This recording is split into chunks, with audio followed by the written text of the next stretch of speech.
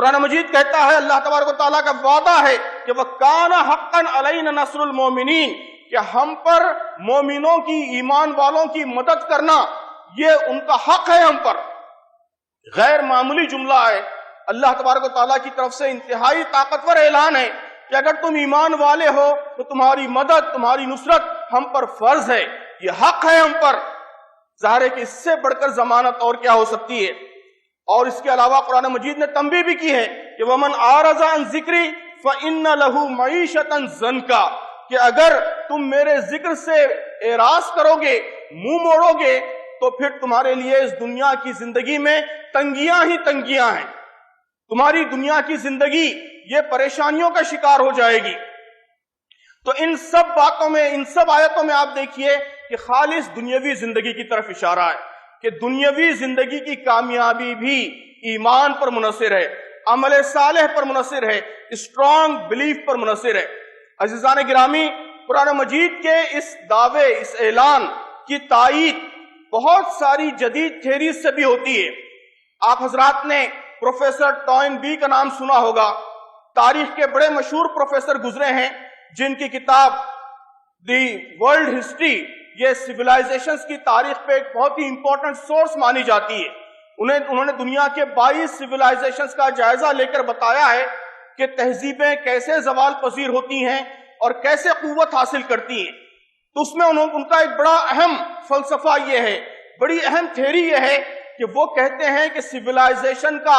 آغاز ہی اس چیز سے ہوتا ہے کہ ایک کریٹیو مائنورٹی، ایک چھوٹی سی اقلیت، انسانوں کا ایک چھوٹا سا گروہ نئے آئیڈیاز لے کر آتا ہے،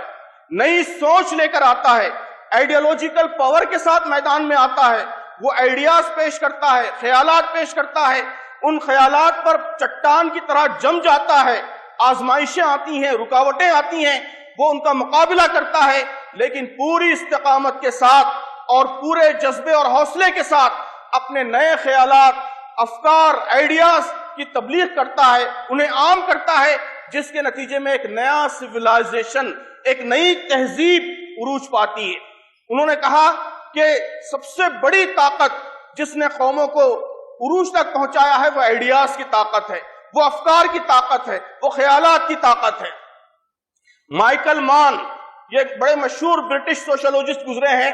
ان کی کتاب the sources of social power 4 جلدوں کی کتاب ہے، اس میں انہوں نے اسی موضوع سے بحث کی ہے کہ سماجی قوت کسی گروہ کو، کسی کمیونٹی کو سماجی طاقت کیسے حاصل ہوتی ہے، اس کے سورسز کیا ہیں۔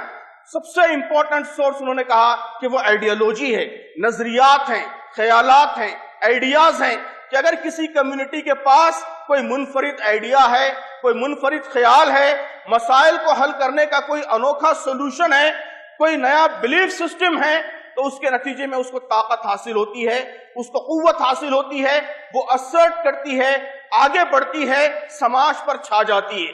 سماج کو لیڈ کرنے لگتی ہے۔ عزیزان گرامی، ہمارے پاس الحمدللہ اللہ کا شکر ہے، ہم سب کو اس پر اللہ کا شکر ادا کرنا چاہیے کہ اسلام کی شکل میں ایک منفرد آئیڈیا ہمارے پاس، ہم اس دنیا کے پیچیدہ مسائل کو حل کرنے کا ایک نیا پیراڈائم، ایک نیا سولوشن فراہم کر سکتے ہیں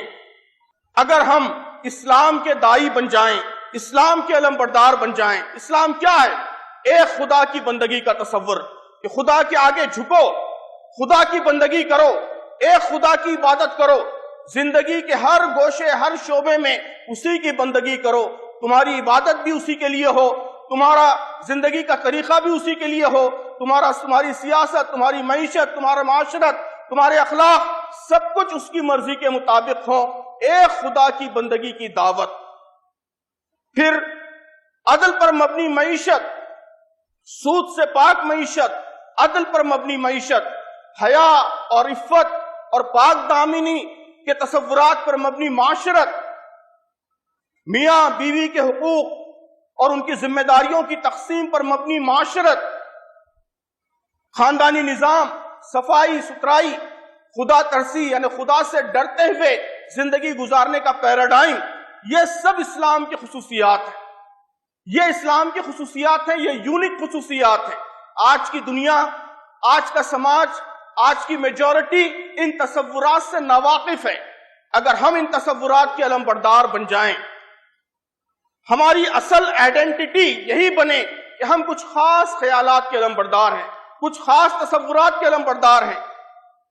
پوری کمیونٹی، پوری امت کی امیج یہ بنے کہ یہ ایک آئیڈیالوجیکل گروپ ہے جس کے پاس ایک نئی آئیڈیالوجی ہے، ایک نئی فکر ہے، دنیا کے سلسلے میں ایک انوکھا ویژن ہے، اور اس ویژن کے لیے کام کرنے والی یہ قوم ہے، اس ویژن کے لیے کام کرنے والی یہ کمیونٹی ہے۔